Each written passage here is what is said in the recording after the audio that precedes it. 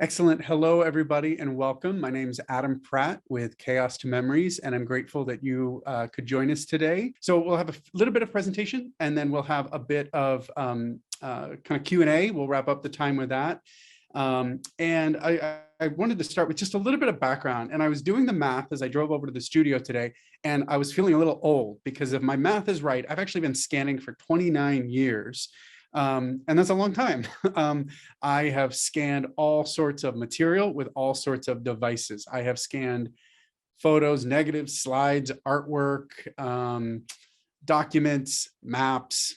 I've shot 3D objects, all sorts of things. And I've used, I think, every kind of scanning equipment available. I have used flatbed scanners, drum scanners, film and slide scanners. I've used like the little gadget, like the $100 gadget scanners. Everything we do, as you see over my shoulder now, is camera scanning.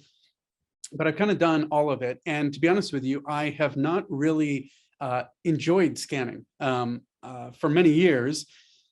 It was super tedious, super slow. I was able to get good results, but it was just not a bundle of fun for me. And so a couple of years ago, I was introduced to the concepts of camera scanning, and I was a little skeptical. I connected with my friend Peter Krogh, whom some of you might know. I met with Peter and I read his book, and it was excellent. And kind of the light bulbs went on. And so I just kind of went with it and ran. And there's been no turning back since. And so that's just a little bit about my history, kind of how I came to scanning. And most of what we scan now is, in addition to my own photographs, we scan photos for our clients who are all around the US, some international, and we scan their family photo archives, organize them, preserve them, make them searchable and accessible. I thought it might be helpful just to go through some basics. When we're talking about camera scanning, make sure we're talking about the same things. We understand what this is. We understand what's possible and some best practices. So I'll start there. And then after that, I do have some elements, some items here around my workstation that I could show you. I'd be happy to answer questions. So let's dive in. Here's what I love about camera scanning, lots of attributes of it, but this photograph is of me with my grandmother on a train in probably like 78, 79. And in this case, all I have of that photo is a print. And so if I wanted to scan that, I could scan that print. If I have slides of all formats, whether they're 35 millimeter, like you see on the top, medium format down below, color, black and white, other odd formats, stereo realist slides, you name it. If it's a slide, I can scan it. And then if it's a negative, this is a 35 millimeter strip. It could be any kind of format. I love that I can scan all of these different media types, prints, slides, and negatives with the same setup. Normally, you'd have to have a flatbed and a slide scanner and a film scanner and maybe a different one for medium format. It's not only expensive to acquire all that equipment, but it also takes a lot of space to manage all of that equipment. So the ability to do all of that in this little over my shoulder, this is like a 2 foot by 2 foot setup, is pretty fantastic.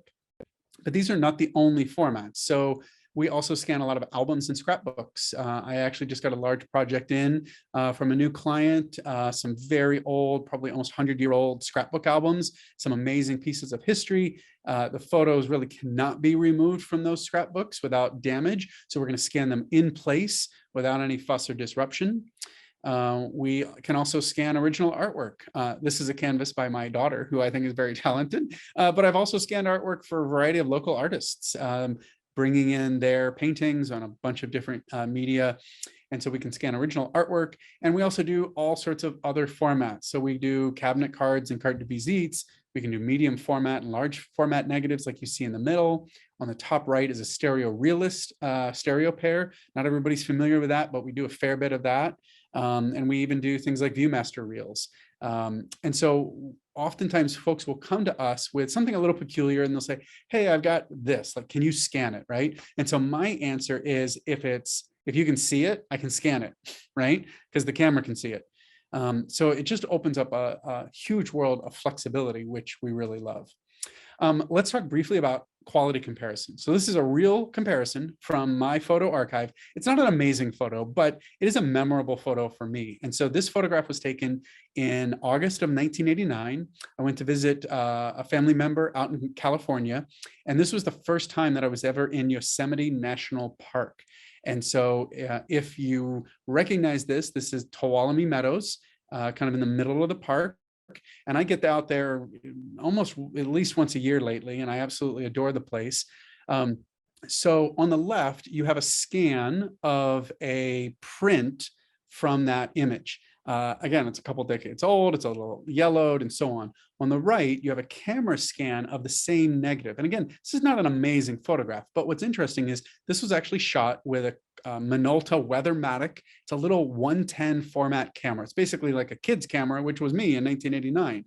And so I took this photograph, and the photograph on the right isn't really bigger. I just did that for illustrative purposes, because the point is I can scan with a camera the negative at much, much higher resolution. And the other thing that you might notice is, well, obviously the color looks better. And this is like not edited or retouched. I'm not like trying to, monkey with the machine. It's just a straight up scan, no edits. In addition to the higher resolution and better color, the other thing you might notice if you look carefully is the image on the right actually has more image in it. Typically, when a print was made in a drugstore or even a local lab, for efficiency, they would crop the image in a little bit so they'd have some tolerance when they printed that print. So oftentimes you might lose 5 or even 10% of the perimeter of your photo. When you're camera scanning, you're in control and you can get all the way out to the very edge. Sometimes it's irrelevant, sometimes it matters, and there's some nice details. I've even been able to get like house numbers or more details of a photo when I can crop out and get the whole negative compared to the print, which gives us some helpful information.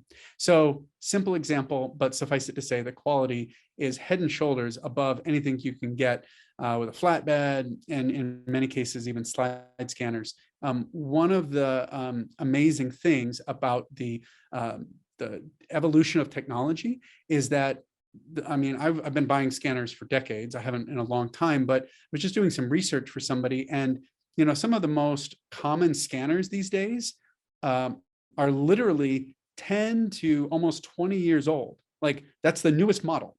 Nothing new has come out. Nothing's changed. Nothing's improved. About 10 to 15 years ago, manufacturers started putting LEDs in the scanners as a bulb source, as a light source. Other than that, like nothing's really changed for about 20 years. And so I love camera scanning because I can use the latest cameras, the highest resolution, the latest image processing, instead of using like 10 to 20-year-old technology. My photos might be 20 years old, but I don't want my scans to be. The other thing, these are just some labels. Yeah. Flatbed scan of a print, camera scan of the negative. Two other quality comparisons, which I think are interesting, is on the left, this is a kind of a vintage print that a client gave me permission to share, and it is silvered, as you can see. Some of you may have seen that on old vintage prints. It just looks metallic, and it's hard to see through because the silver particles in the paper are literally surfacing up, and it obscures what we can see. And so if I was going to scan this any other way, like a flatbed, I'd have that metallic shine on it, and I couldn't see a lot of detail. However, with camera scanning over my shoulder, we can use some polarizing sheets and a standard circular polarizer filter on the lens up here. And again, what you see on the right is not Photoshop. It's not any trickery. We just control the light in a special way, and we can see through these degraded images and get an incredible level of quality that's not really available any other way. So this is like a huge wow moment. I love to show clients this, and they're just floored. The other example, so this is an unedited camera scan. Some of a slide. Some of your old slides will be I think it's a 126 slide, it's square. Some of your old slides, unfortunately, will be very decayed, and sometimes they'll have this very red tint to them. The other thing that I love about camera scanning is because we're capturing raw images, like instead of TIFFs or JPEGs, we can edit that image with more freedom. And so on the right is an image, it's the same image, but it's been processed with Adobe Lightroom and a plugin called Negative Lab Pro, which we use on all of our negatives. you'll see on the right that there's still some blue splotches. That's from mold, right? So I could retouch that out, but I didn't want to make it look perfect. Like I just wanted to show you without really a lot of extra work, what could be done with a simple inversion of that negative with negative light. So I do hear a dog. He must love the scene. But if you are online with a puppy, if you could mute, we would all love it. Well, that's unfortunate. Give me 1 second. All righty. I think we got everybody muted. So let's go back here. So jumping around. So a couple of examples. Hopefully those are compelling examples of the kind of quality that we can get out of these images with camera scanning. So the next thing I want to do is let's just talk about the required gear, because there is an upfront investment in terms of equipment and learning to get this kind of payoff. So let's go through the gear, go through the basics, and then see what questions you guys have. By the way, virtually everything I'm talking about is in this PDF that you can download from my website. If you visit chaos2memories.com/camera scanning, you can request access to this. It's a free PDF. It's got samples of what I'm talking about today. It's got links to, like, I think just about everything that I'm going to show you today. And it's also got like Canon and Nikon options. It's got like, big budget, medium budget, small budget options. And it's also divided based on whether you want to scan prints or slides and negatives. So really well organized. It's free. You can check that out at chaos2memories.com/camera scanning. So let's do this. Let's go through kind of the gear that's required. At the risk of being obvious, you need a camera. I suggest a camera with at least 24 megapixels. And the reason I make that suggestion is because if you want to scan 35 millimeter film, which is the most common film format, or 35 millimeter slides, and your goal is to scan that at 4,000 PPI, and we'll talk about resolution in a minute. But if that's your goal, and it's kind of a good recommendation, if that's your goal, then a 24 megapixel camera is just at the low end of being able to crop in perfectly on a 35 millimeter slide or negative and getting 4,000 PPI. Okay. I will say that a lot of folks will ask, does this have to be a DSLR or can I use a mirrorless camera? Or the other question is, do I need a full frame sensor or can I use a crop frame sensor? The answer to both of those questions is it doesn't matter, right? If you've already got the camera and it meets this 24 megapixel criteria, you're good. If you're a little under, you won't get the same resolution, but it'll work fine. If you want more resolution and you are scanning other material like larger format negatives or large oversized items, then you'll want more than 24 megapixels. But full frame versus crop sensor or DSLR versus mirrorless doesn't matter. Okay. So the next thing you're going to need, again, maybe obvious, you need a lens.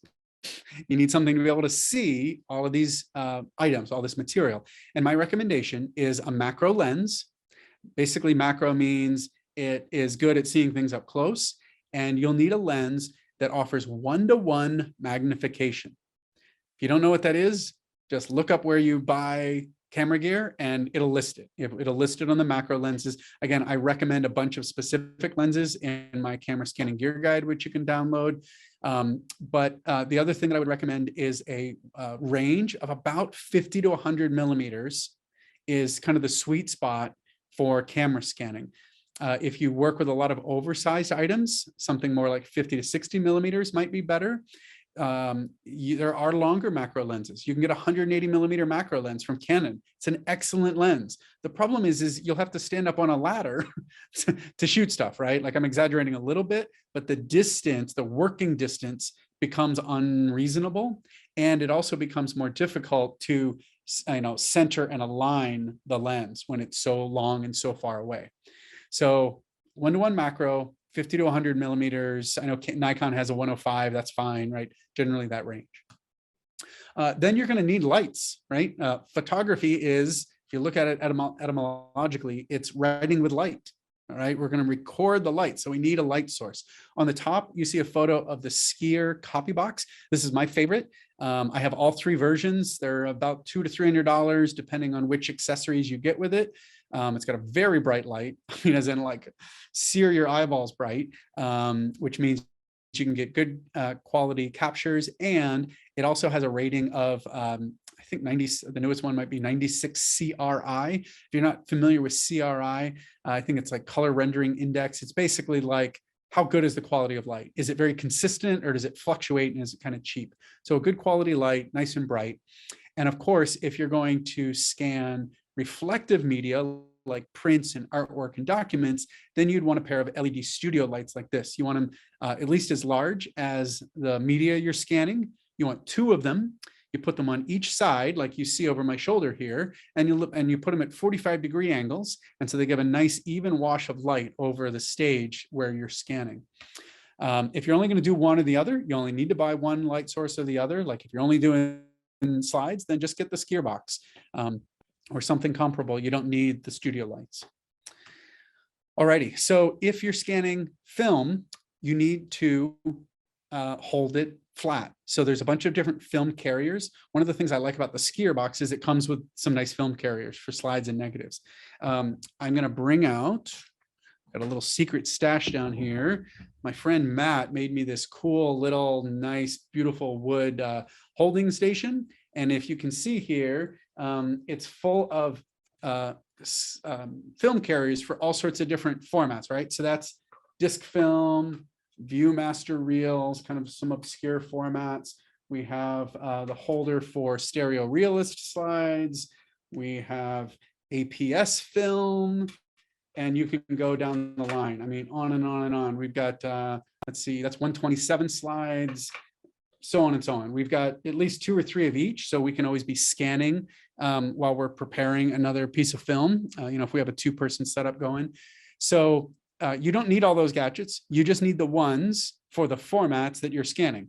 We pride ourselves on scanning just about anything. So we've got a load of them, but those film carriers are very helpful. And again, I list those in the gear guide.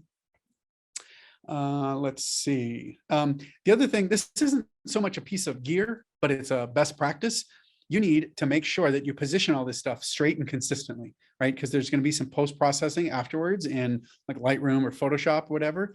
And so I made this image on purpose, just ever so slightly crooked, because if you had to crop all of those, that'd be really annoying, be really tedious. And so instead, you want to position that stuff very consistently. That's why I like the skier box. It's very rigid. I tape it down to the copy stand. It's always in the same place.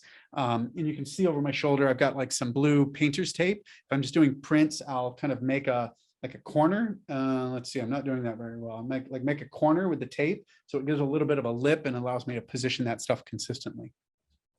The other thing that you're going to need is you're going to need to keep this stuff clean. I love camera scanning. The worst part about it is the cleaning. You just want to keep the dust off so you get the best quality scans. So we use a little anti-static brush from a company called Kinetronics. Again, it's in the guide. You don't have to write it down. I really like the brush. We use a hand blower. So the brush is helpful for physically dislodging things. The hand blower here is good for then moving them off the media. I know it sounds obvious, but don't clean right where you're scanning. Like just move off to the side like a foot, right? You don't want to deposit all that dust where you're scanning. The other thing that I mentioned on the open house the other week was we also use a Kinetronics static vac. This normally plugs into the wall. And it is awesome. It's almost $700 US. It is the most expensive little appliance I've ever bought, but it is basically a 3-way cleaner because on each side, it has 2 anti-static brushes. It feeds up to medium format film, as you can see through here. It has an ionizer built into it that's dispersing the static charges and helping disperse the dust and debris. And then on the back, you see the filter because it's got a vacuum that's sucking all that stuff out and filtering it and trapping it. So it's kind of this like 3-way cleaner. It's totally incredible. And I will tell you that most of our clients are families, but some of our clients are really great photographers and we love serving them. And they're very demanding. They're a little more demanding than just you and me, like amateur home photographers. And the greatest compliment that we get is when we have a photographer bring in a batch of film or some slides, we scan that stuff and they're amazed at how clean they are and they're amazed at the quality and the tone and the resolution. Yeah, that's good feedback for us. And I'm like, I just think if I can satisfy a really excellent photographer, then we're all safe. We're all good. And this gadget helps a lot. Alrighty, on the software side, we tether with Lightroom Classic, and we use Negative Lab Pro, definitely for all of our color negatives. We're even using it more and more in our black and white negatives because it does such a good job. But this combination of Lightroom Classic, which is only $10 a month, and then Negative Lab Pro, which is a $100 one-time plugin purchase. It's fantastic. We do stuff, oh my goodness, the quality is so much better. The process is so much faster. There are other plugins and applications for editing and converting color negatives. And I just will say that from a workflow perspective, if you have a lot of film to do quickly, or if you're working for clients and you don't have time to waste, the workflow, the speed of the overall workflow with Negative Lab Pro is just unbeatable. We rely on it every day. And then the last thing that ties it all together is this big column, this copy stand. And you see it's the same one, it's over my shoulder. It's got a large base with a gray grid, which I find helpful to just line up things and arrange them. Then there's a column up the middle, and that's how the camera goes up and down. We just slide it up and down based on the size of the item we're scanning. The lights are always on the sides. They're not always on. I only turn them on when I need them. And then otherwise, we use the copy box. You'll also see the little light panel gadget in that photograph. I have it here.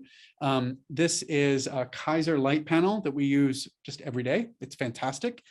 It is charged via USB, but it also has a battery in it. So at the risk of blinding you, we'll see if you guys see that turn on, gets a little dim. Yeah, it's a little funny with the lights on, but it's got a battery in it. So I can just turn this on, take it anywhere, and use it to preview slides and negatives, to sort things. It's really quite handy.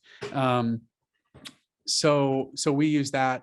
And I'm in light right now, and these photographs that you see on my screen were taken in light, but when we camera scan, we're scanning in the dark. The only light we want going on is either from the lights that we're scanning with for reflective, or from the copy box when we're scanning slides and negatives.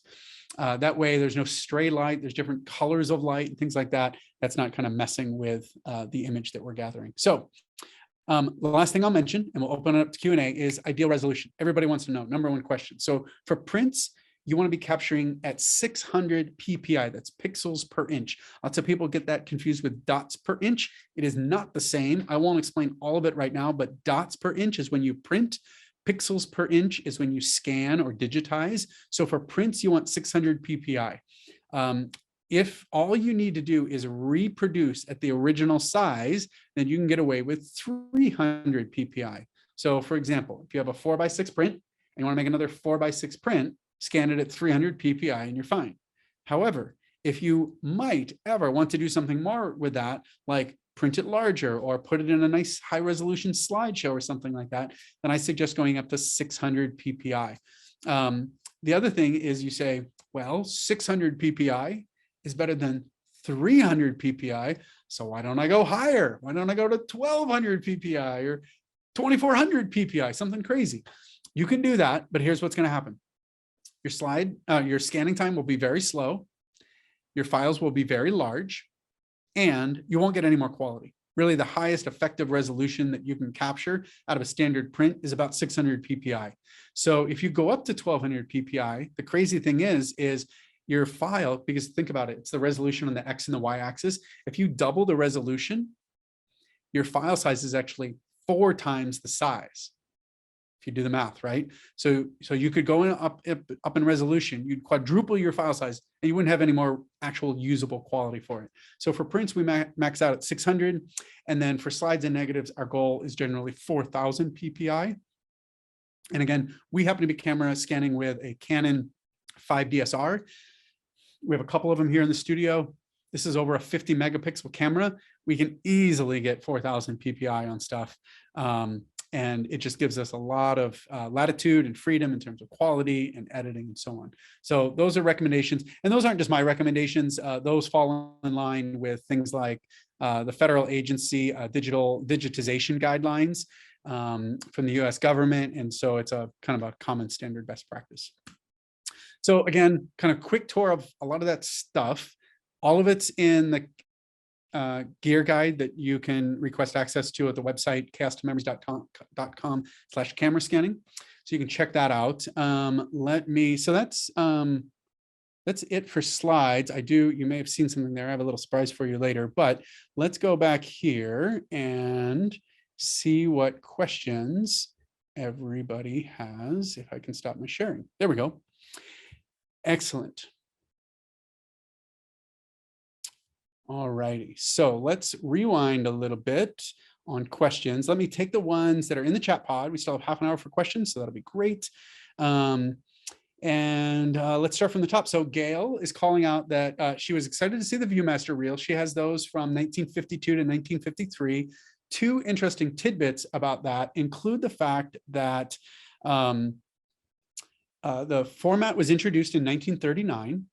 And most of it was like commercial reels, but there were some private reels. And the fun thing about that format is it is unchanged since 1939. You can still go to Target in the US and buy Viewmaster reels, and it's the same size, it's the same format. It's actually one of the most enduring film formats out there, which is kind of wild. Suzanne's asking, where can you purchase polarizing sheets? I just buy mine from Amazon. If you happen to have like a science surplus place around, like an education store, you can buy them there too. But I just get them at Amazon, and there's a link in the gear guide if you want to grab that. Katie asks, do you use Negative Lab Pro for black and white negs too? Good question. At the beginning, I didn't. I was just doing my own manual inversions in Lightroom, and I'm pretty good at it. But with time, I've tested it more, and it's actually doing a better job than I am. It's really pretty impressive. So I often will invert with Negative Lab Pro on black and white negs. All righty. Gladys says, will your friend Matt make these holders? I don't think so. I think he's too busy. But I'm glad you like mine. Excellent. So does Negative Lab Pro work with older versions of Lightroom, specifically 4? So it unfortunately does not. Lightroom gets a major upgrade basically every year. Negative Lab Pro is compatible with Lightroom 6, which is already many years old. We're on 11, so that's almost a half a decade old. So version 6 is the oldest version that you'll need to run Negative Lab Pro. All righty. So how do you set the resolution on the camera? Good question. So the trick to this is we don't really set the resolution. We just use the highest possible resolution. And then we calculate it to ensure that our pixels divided by the measurement is the goal that we want. Generally speaking, if you put your camera down as close as possible to the media, that's going to maximize your resolution. Just do a sample scan and then make sure you're in the range. And then if you need more resolution, you either need to get a higher resolution camera, or you can take multiple exposures, right? Like if you had a very peculiar thing you don't do a lot of, you could take 2 or 3 or 4 exposures and then use Lightroom to stitch those together to get a higher effective resolution. Excellent. Yes, Robert's asking, fun question. What about the remote you use for exposing the images? So I use, can you guys see this? It's not very interesting to look at, but it's awesome to use. I use this little camera scanning foot pedal, and this is in the gear guide. You can check that out.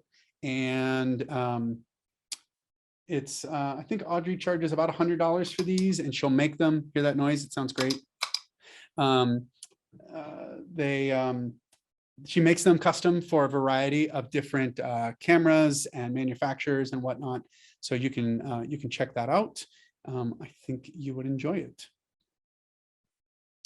So let's see here. Other question. Oh, actually, one other question or one other comment about foot pedals and whatnot. You can't see them under my desk, but I have the one foot pedal for capturing images.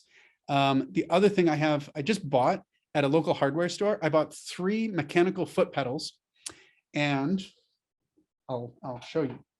So I press a pedal, and my lights come on, or I press a pedal and the light in my light box turns on. The third one that would require me to be a contortionist, it's a little behind me. That one is for my film cleaner. And so as I switch back and forth between different things, I just like to keep my hands on the media and cleaner. And so I feel like a little bit of a one-man band, but I can turn all those things on and off my feet, which is kind of slick. Anyway, so Debbie Barry's asking recommendations for camera scanning 12 by 12 scrapbook pages. Specifically, what do you put the page upon? So great question. Generally, we try to dismantle, not destroy, but dismantle camera, albums and pages. If there's protective sheets, we take those off. We want the original source material without any obstruction, without any refraction. And then we'll put that on the copy stand. If it's really flat, we'll just leave it. If it is very curly or wonky, we have large pieces of museum glass that we will set on top of that to hold it flat.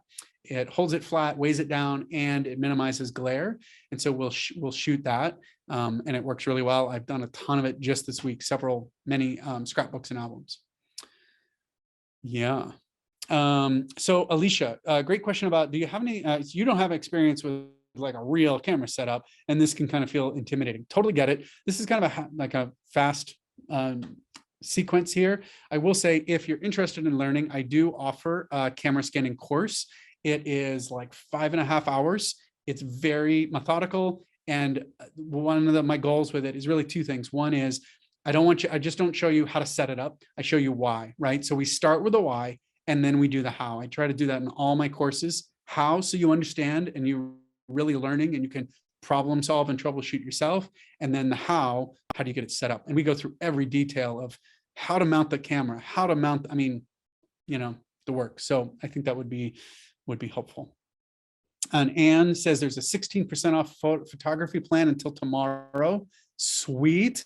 Go save money. I'm going to have a discount code for you in a minute here on my courses, if that would be interesting. But yeah, go get a discount off the photography plan. That would be helpful. So Amy is close by me here in Chicago. She says that she's found camera scanning with her Epson Fast Photo to be tedious, and there's some difficulty with organizing everything. You liked our suggestions on how to organize, just couldn't implement it with my Mac. Got it. Well, if you need any help with that, feel free to contact us on our website. The one thing I'll say about the Epson Fast Photo, some people are familiar with the very high speed, like auto feed scanners. Just two comments about those. One is they're faster, right? Like hands down on the pure scanning, they can scan faster than I can scan. Just for the record, like on a good day, I can scan 600 pieces an hour with camera scanning. On my best day, because I'm a nerd and I timed myself, I've scanned up to 900 slides an hour with camera scanning. With trickier stuff, weird, irregular stuff, it might be 300 to 400, right? It's still not a bad day.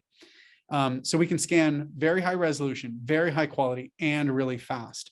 That said, the Fast Photo is faster, just in terms of pure speed. However, one of the downsides of all of the auto feed scanners, whether the Epson Fast Photos or the Kodak series that have been discontinued, they're different because there's a scanning element with a light, and then the photograph feeds past that. And the fundamental problem with that design is if there's even one little speck of dust in that scanning element, when your photograph passes by it, it will create a pink or orange streak across the entire image. And that significantly slows down your productivity. So the machine's faster, but it doesn't mean the scanning is. And the scanning that we'll get with the camera scanning is also just way higher quality. And we don't have to clean our scan, like, we don't have to clean our setup like every 20 images. So just factor those in. So Marianne asks, where can you purchase the pole, this copy stand?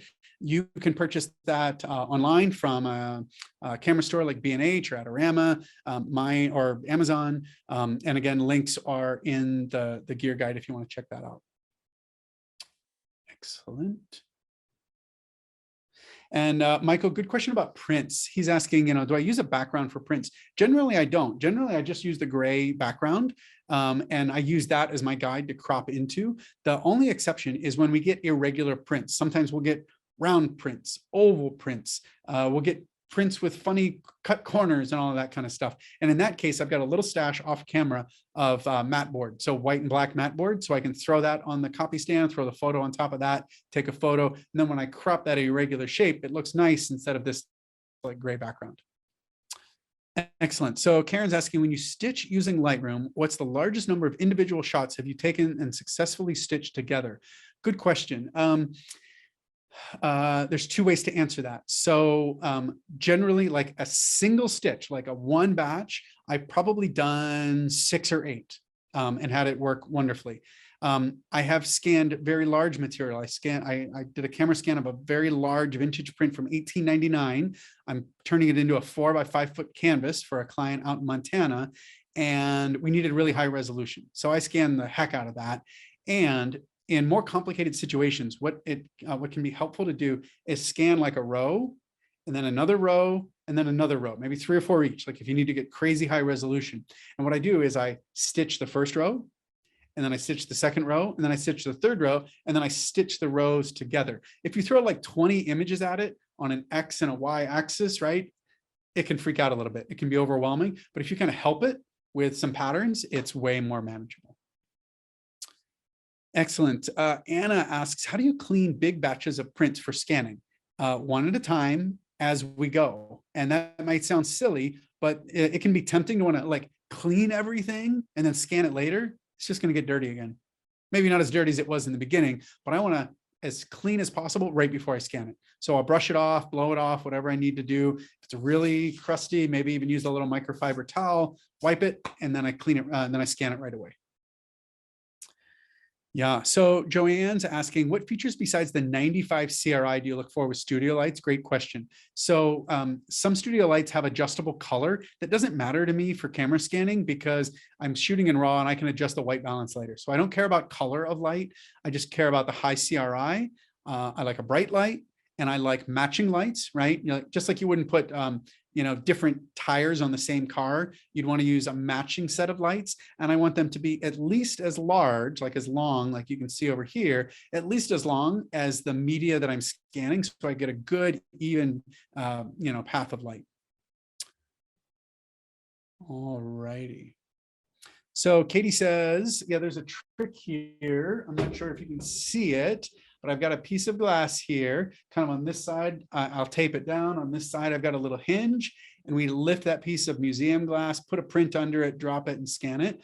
So that's the way we keep things flat and clean when we scan. Katie's saying that when she uses the tape on the one edge, she can't get the tape to stay put very well. I'm not sure what the secret is, but maybe we could meet at Home Depot and try them out. I just use painter's tape. I literally just go to the hardware store, get some painter's tape. And even if it gets loose or a little gunky after a while, I can replace it, right? It's like a penny. So I just tear a new piece. So maybe just try a different one. Stephen, great to see you, Stephen. Stephen says, I'm scanning negatives mostly at this point. I'm using the Essential Film Holder, which works great for strips, but some of the strips of negatives in my archives are only 2 negatives long. And when they're that short, the Essential Film Holder is designed to work better for longer strips. Absolutely. So it would be better cutting them off and mounting them in the slide frames. It depends. It's an interesting question. If they're very curved, it could make sense to mount them in a slide mount, temporarily at least. Otherwise, if they're not too curvy, I might just try slipping it into, I don't have it here, but I'll try to illustrate. Be creative with me. Take a piece of glass, pretend my hand's a piece of glass, okay? Put a strip of painter's tape on this side and a strip of tape on this side. And in the middle, you'll leave a channel just wide enough to put your negative in there, okay? And then put another piece of glass on that. So you got a sandwich. So you've got the negative between the 2 pieces of glass, the 2 pieces of tape on the side make a channel, and the negative, right, is in here where I'm wiggling my thumbs. Because of the little bit of space, you probably won't get any of the Newton rings. If you do, you could try anti-Newton ring glass, but just slip that in there and then put that over your light source. It's like a $5 way to keep a piece of film really flat. So check that out. Earlier this year, I had a batch of 127 film, which is a little odd anyway. And it was stored, I mean, it was wound as tight as a pencil. mean, it was crazy tight. So I had to unroll it. And there's like really no unrolling that. So I had to unroll it, slip it into my little glass sandwich gadget, and it worked quite well. Excellent. So Amy's asking, can you correct the color on a photo printed in 1978 that's lost all the blue and turned golden? Yeah, they kind of turned yellow or orange.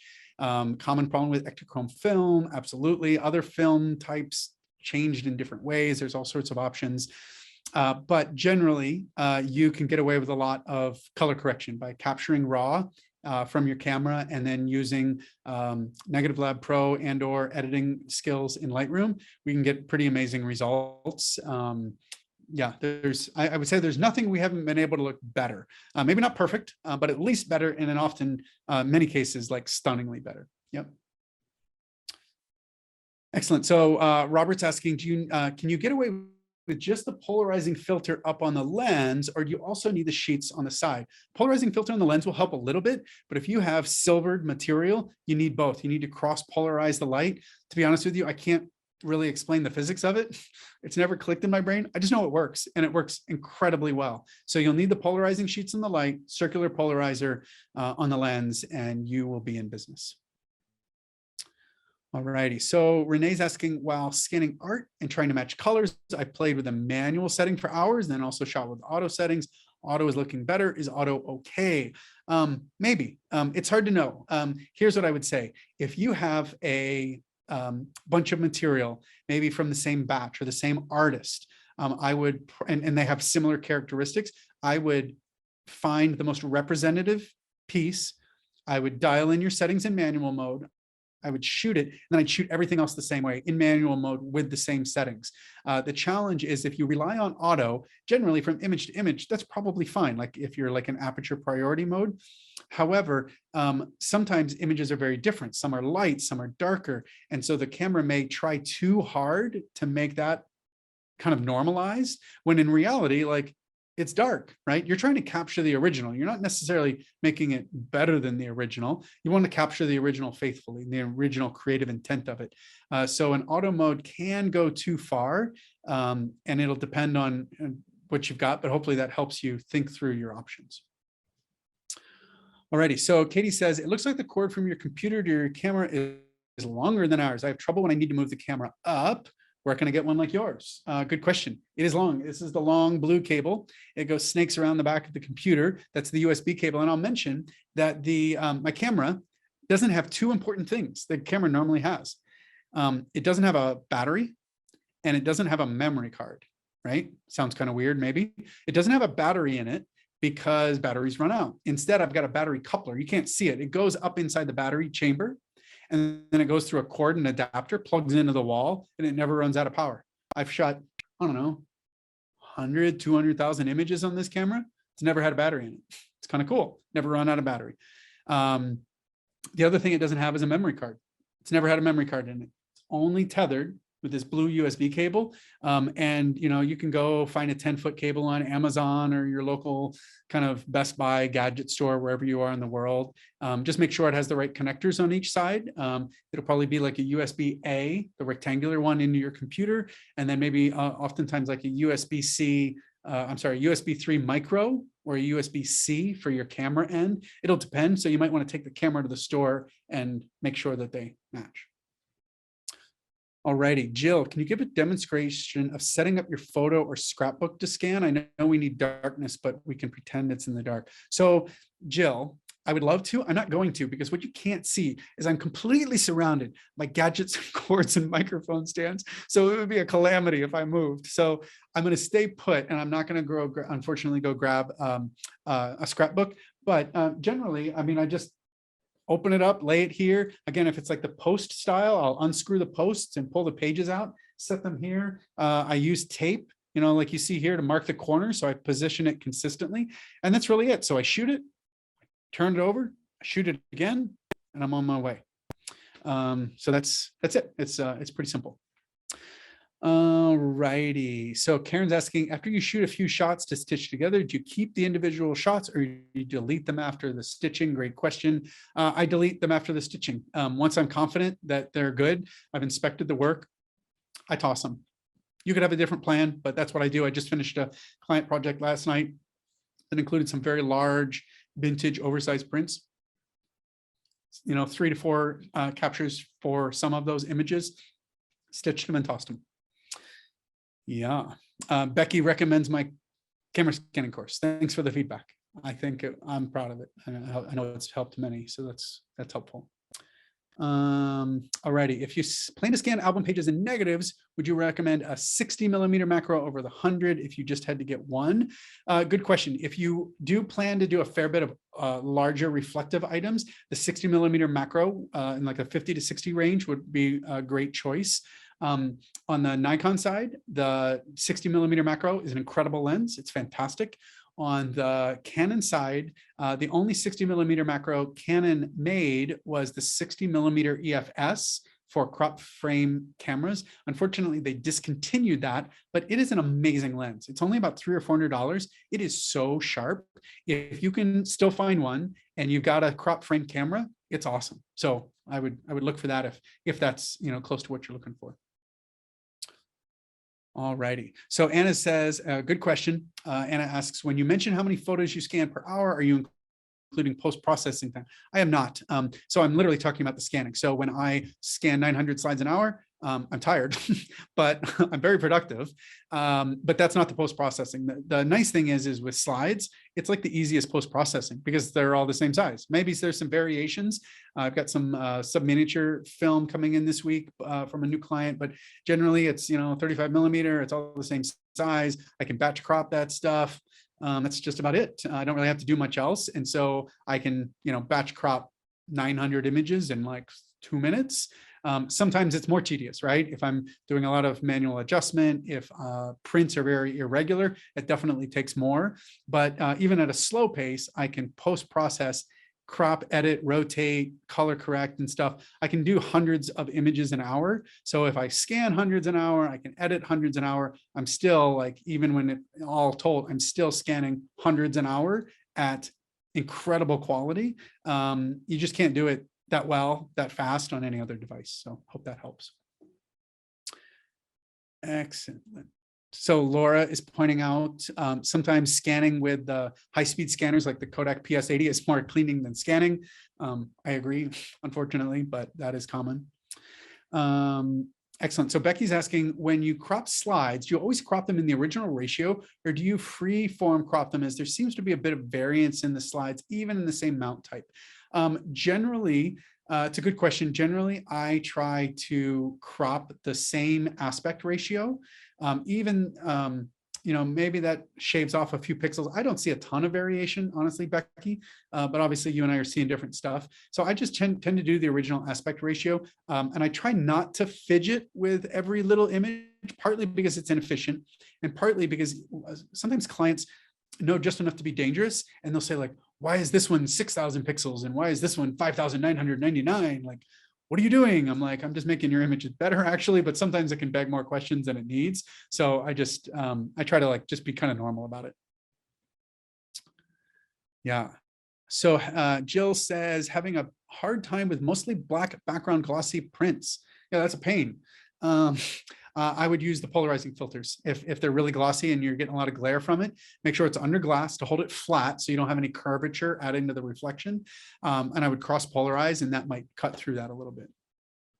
Rebecca comments that she has stitched as many as 13 files together in Lightroom Classic. Sweet, I'd love to see it. Send me a link if you can, that'd be cool. And Suzanne's asking, where do you find museum glass? Basically anywhere you buy glass.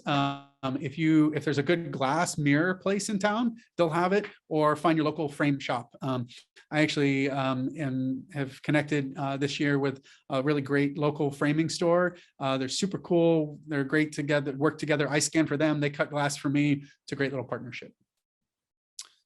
All righty. So Kirk is asking, the camera seems to be a fixed distance from the pole, from the column. It is. There's also spacers. I can move it in or out if I want to, but I've kind of got the sweet spot. So how do I stitch large items? Obviously the camera, let's see, the camera stays put and I just move the item. Kind of like pan it around, move it, shoot it, move it, shoot it, flip it around if I need to, right? If it's really big and it's running out of room, but it always works great. What about photos that have curled? How do you scan without breaking? Great question, Beverly.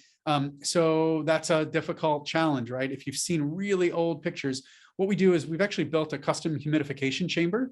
So we use 100% polyester fabric. If you were to use cotton or any natural materials, the paper in the photo, normally these are like really old photos with a high paper content or high cotton content.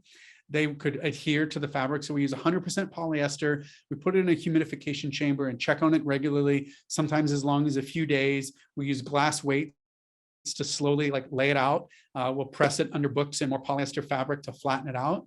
And then we'll scan it in sections, in pieces as needed, do any digital restoration. So we do work all like that all the time. And it's pretty awesome. We're really pleased with the work we do there. So that's our trick there. All righty. So we're almost out of time. Holy cow, so many more questions.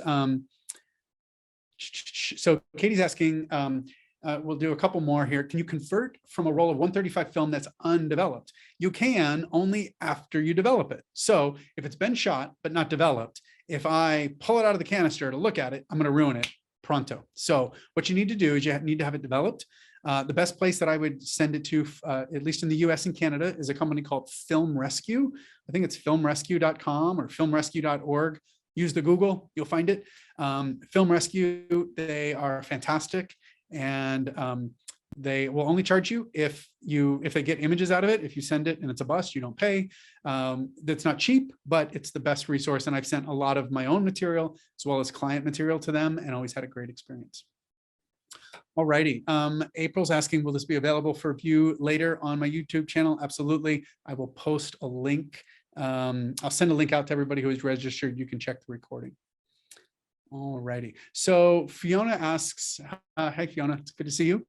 All the way from the other side of the world in Australia. Thanks for waking up. I'm glad you're here. So there is a disadvantage to leaving the polarizing filter and the sheets on your light sources and stuff all the time. It's not a big deal, but it cuts the light that's getting to your camera, which means that your exposure time is going to be a little bit longer.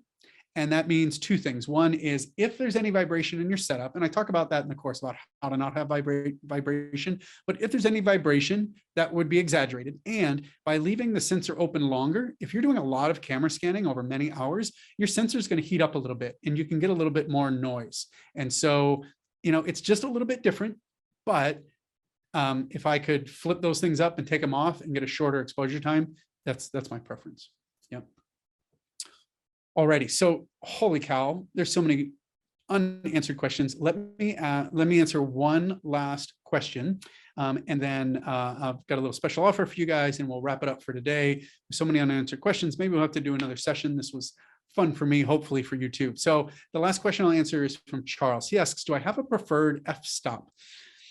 I do, but it's only based on testing. So different lenses, and by different lenses, even different editions of the same lens can have slightly different optical characteristics. They're not all perfect, right? So what I recommend is there's a guy, Vlad, in New York City. He makes these test target film strips. They're a little far away. I can't reach them at the moment, but it's a little US Air Force sharpness target, and it comes in on film strips, and you can put it on your light source and you can shoot it and test it. So generally speaking, if you want a short answer, probably f8, right? If you're like, I don't really care, just give me an answer. f8 is probably the sweet spot on most lenses. If you're not sure and you want to test for yourself, use this target, test all the different apertures, and look not just in the middle, but especially look in the corners, because it'll be different at different f-stops. What is the most sharp all the way across the image? That's what you're looking for. So I appreciate you guys joining me today. Two last things for you, if you can stay another minute. One is I've got a discount code if you're interested. Thanks 2021, as we look forward to Thanksgiving here in the US.